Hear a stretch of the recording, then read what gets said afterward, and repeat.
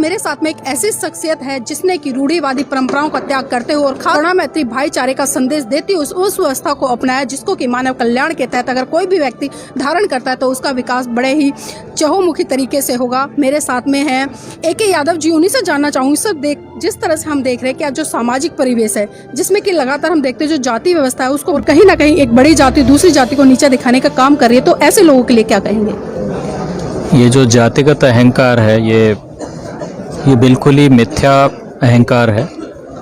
ये हम सभी को समझना होगा, जो भी अपनी अपनी जातियों या अपने अपने धर्म पर अहंकार करते हैं या अपने संप्रदाय पर उसका अभिमान करते हैं, वो सब बिल्कुल ही ऐसी चीज़ है जो मानव जाति को नीचा दिखाती रही हजारों साल से, सैकड़ों सालों से। हमें मानववाद को ही समझना होगा, जो संवैधानिक मूल्य हैं या जो इंटरनेशनल ह्यूमनिज्म के मूल्य हैं कि हर इंसान बराबर है और हर इंसान को अपॉर्चुनिटी बराबरी की मिलनी चाहिए। और जो हमारे संवैधानिक मूल्य हैं, जस्टिस, लिबर्टी, फ्रेटर्निटी, ये सारे मूल्यों का बढ़ावा देने के लिए हमें ज़रूरी है कि इस तरह के जातिगत अहंकार या संप्रदायगत अहंकार की बातों से बचें। और जो लोग ऐसी चीज़ों में लिप्त हैं उन्हें जगाने की कोशिश करें, समझाने की कोशिश करें और उन्हें आईना दिखाएं कि मानव बराबर है, इसलिए न्याय और भाईचारे के लिए जो हमारे मूल्य हैं मानववादी, उनके लिए। सर, जिस तरह से आज हम देख रहे हैं, क्योंकि जिस तरह से आज लगातार धर्म और सांप्रदायिकता में एक युद्ध छुड़ा हुआ है, तो धर्म क्या है और सांप्रदायिकता क्या है?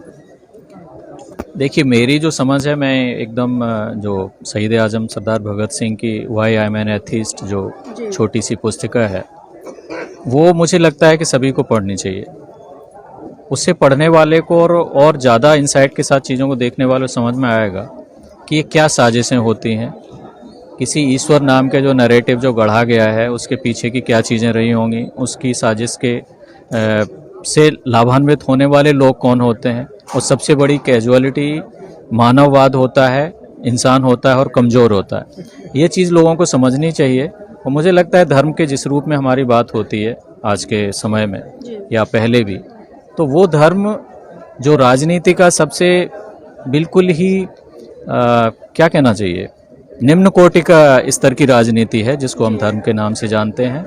और धर्म के नाम पर लोगों को ज़्यादा से ज़्यादा को मूर्ख बनाया जाता है। फेथ के नाम पर तर्क और रैशनलिज्म को डाउन करने वाली बात रहती है। फेथ के नाम पे मुंह बंद कर लो, फेथ है, ये हमारी फेथ है, तुम कुछ बोलोगे तो तुम्हारे गर्दन काट लेंगे या ये कर देंगे या वो कर देंगे।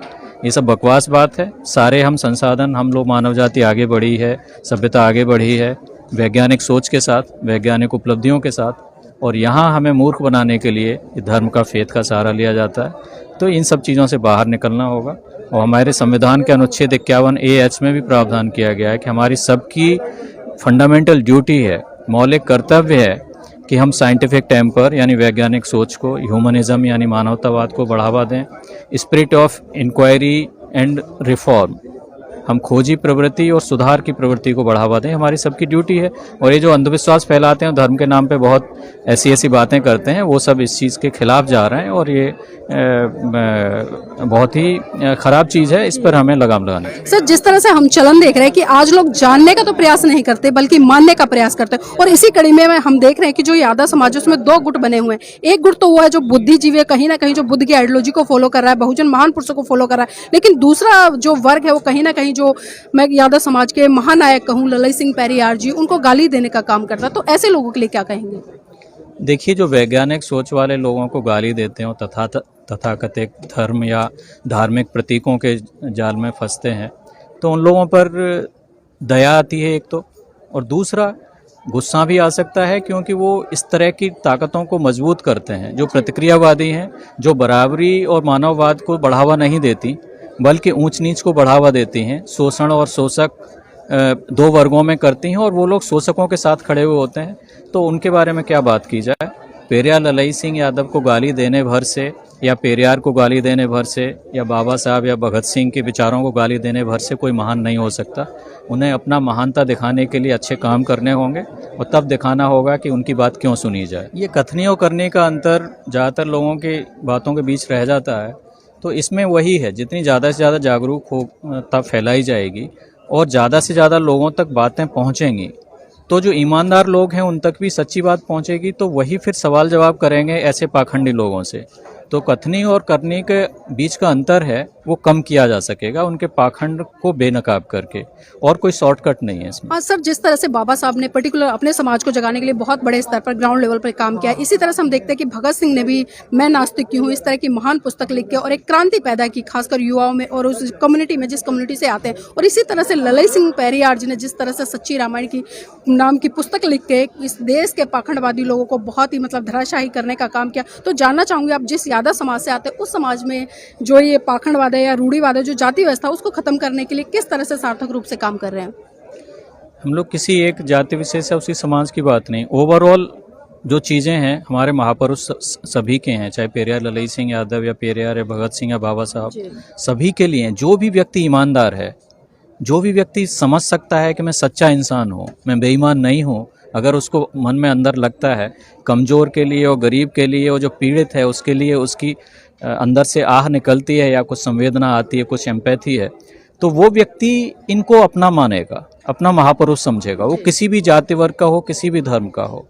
ये कालजयी लोग हैं, इनका काम कोई अपने ही लोग, वो चूंकि उनका इसलिए लगता है चूंकि उनके जो खास जाति वर्ग में लोग सबसे ज़्यादा पीड़ित और प्रताड़ित थे, इसलिए उनको एक नज़र में लग सकता है कि ये इनके नेता थे और वो दूसरे लोग उनको खांचों में बांटते हैं। ये हमारी मानव जाति की धरोहर हैं ये लोग। किसी एक बाबा साहब ने शेड्यूल कास्ट शेड्यूल ट्राइब के लिए काम किया जरूर, लेकिन वो मानव जाति की धरोहर हैं। वो उन्होंने सबसे निचले जो पीड़ित थे उनके लिए काम करने की कोशिश की। इसका अर्थ ये नहीं है जो लोग प्रतिक्रियावादी सोच वाले बांटते हैं कि दलितों के नेता थे या ये फलां के नेता थे, ऐसी बात नहीं है। ये समग्र मानव जाति की धरोहर है। बाबा साहब यहीं अपने पोस्टर पे कैसे लिखा हुआ विश्व रत्न हैं वो। पेरियार के बारे में लोगों ने कहा कि साहब वो यूनेस्को का साइटेशन है कि Socrates of south east Asia. तो मानव जाति की धरोहर है वो, दक्षिण भारत या द्रविड़ सभ्यता की धरोहर नहीं है। ऐसे ही पेरियार ललई सिंह यादव उत्तर भारत में वो काम कर रहे थे, वो सभी की धरोहर हैं। जो महान जो लोग हैं वो सभी की धरोहर हैं, लेकिन प्रतिक्रियावादी लोग उनको अपनी सुविधा के हिसाब से कब उनको एप्रोप्रिएट करना होता है अपने स्वार्थ में और कब उनको एक खास जाति वर्ग के खांचे में बांट देना होता है, ये उनकी घटिया राजनीति, धर्म की और समाज की दूसरी चीज़ें, उसके अनुसार वो मौका परस्ती का उदाहरण पेश करते हुए उसको इस्तेमाल करते हैं। और चूंकि उनके हाथ में तंत्र रहता है, संसाधन रहते हैं, मीडिया रहता है, लिखने पढ़ने की कलम की ताकत रहती है, बोलने की क्षमता रहती है और अवसर रहते हैं, सहूलियत रहती है, तो वो उसका मिसयूज करते हैं। सर एक चीज और देख रहे हैं लगातार सोशल मीडिया पर, और या मैं यूट्यूब चैनलों की बात करूं तो बहुत सारे यूट्यूब चैनल ऐसे हैं जो कहीं ना कहीं जो यादव समाज है उसको क्षत्रिय घोषित करने पर तुले हुए, यदुवंशी कहते हैं और कृष्ण के वंशज कहते हैं। और कहीं ना कहीं हम एक पक्ष वो देखते हैं जो कहीं ना कहीं जो ब्राह्मणवादी व्यवस्था जिस तरह से जो 4 वर्ण बनाए। तो जानना चाहूंगी जो यादव समाज है किस वर्ण में आता है और जो लोग अपने आप को क्षत्रिय स्थापित करने पर तुले हैं उनको क्या संदेश देंगे? देखिए, ये वर्ण व्यवस्था ये सब बकवास है। ये पाखंडी लोगों ने, बहुत ही स्वार्थी और घटिया धूर्त मानसिकता वाले लोगों ने इसका आविष्कार किया था और इससे उनको फ़ायदा था। ग्रेडेड इनइक्वालिटी को बढ़ावा दिया और शोषण को अपने सिरमौर बन के या जो जहाँ जिस पोजीशन में था ये लोग बैठे। इस चीज़ का आज के समय में कोई मतलब ही नहीं है। ये मीडिया और दूसरी जगह चीज़ें इन चीज़ों को बढ़ावा देते हैं या सवर्ण इस तरह की शब्दावली प्रयोग करते हैं।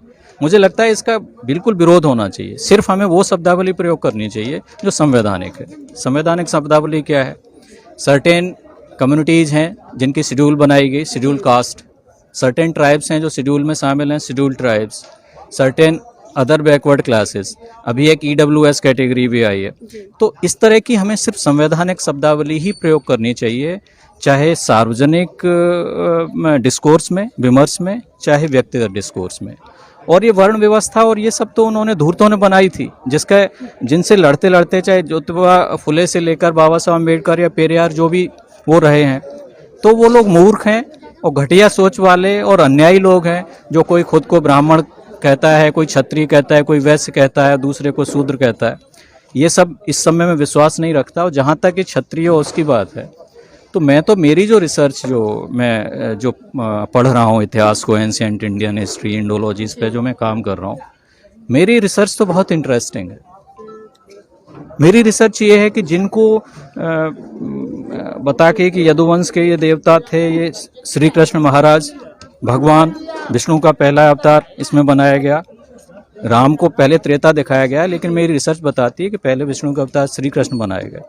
उसके पीछे क्या है? मेरी समझ अब तक ये है कि ऐतिहासिक सच्चाई अहीर है और यादव एक बिजूखा है जो खड़ा किया, जो उन्होंने छत्री का वो लेके कि हमारी पूजा करो, वो ये यादव हैं। तो यादव यदुवंश में पैदा हुए एक श्री कृष्ण जो आपके नायक हैं, उनके मुंह से ये कहलवाइए कि स्त्री वैश्य और शूद्र पापी होनी है। कोई भी कृष्ण का जो चरित्र रहा होगा, जो मेरी समझ में आता है, वो कोई भी व्यक्ति ऐसी गंदी बात नहीं कह सकता। ऐसी गंदी बात सिर्फ विकृत पितृसत्तात्मक सोच वाली सड़ी हुई मानसिकता वाले लोग ही कह सकते हैं।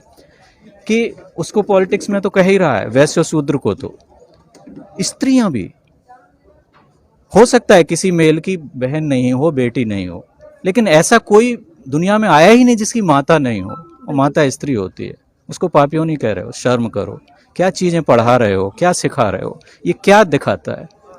भगवद गीता का अध्याय 9 का श्लोक 32 है ये, जो ये कहता है कि स्त्री वैश्य शूद्र पापी होनी है।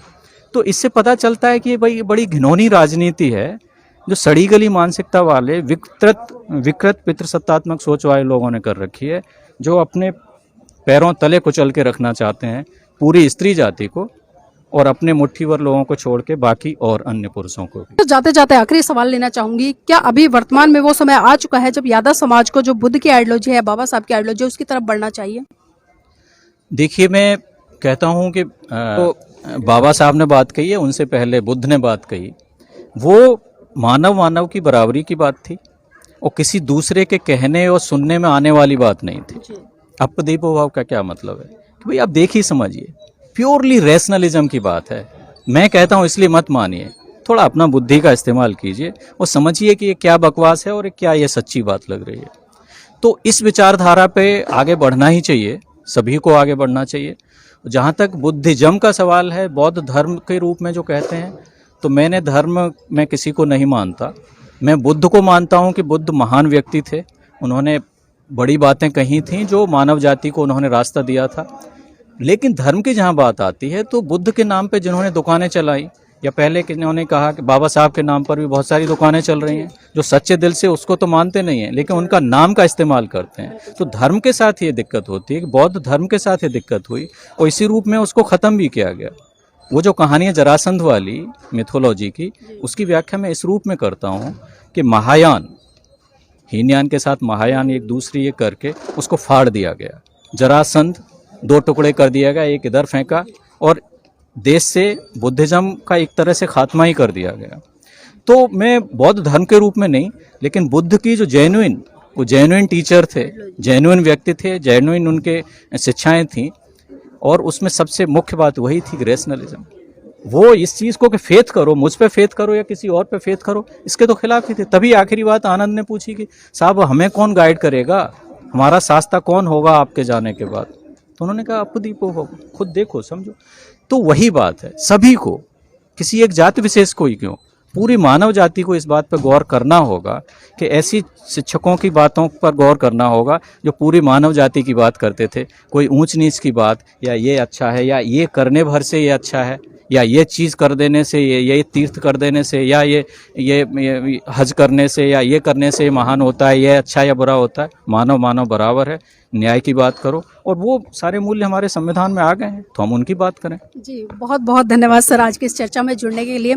तो ये थे हमारे साथ में AK यादव जी, जिन्होंने बहुत ही अच्छे तरीके और तार्किक तरीके से और खासकर संवैधानिक तरीके से अपनी बातों को रखा है, और खासकर उन लोगों को जो आज कहीं ना कहीं बेफालतू की बहस करते नजर आते, बेफालतू की चीज़ों को स्थापित करने में लगे हुए हैं। जबकि आपको अभी आप सर ने बताया कि जिस तरह से महाकारुणिक तथागत बुद्ध ने कहा कि आप किसी भी बात को इसलिए मत मानो कि उसे बहुत सारे लोग कह रहे हैं, या वो बहुत से ग्रंथों में लिखे, या उसे बहुत सारे बुद्धिजीवी लोग कह रहे हैं, बल्कि आप उस बात को जब तक अपने तर्क की कसौटी पर खरा ना उतार लो, उसकी जाँच ना कर लो कि वो सही है या गलत है, या उस बात से आपका कितना नुकसान हो सकता है, कितना भला हो सकता है। अगर आपका भला होता है तो आप उस बात को मान लीजिए, अन्यथा उस बात को वहीं छोड़ दीजिए। बहुत बहुत धन्यवाद।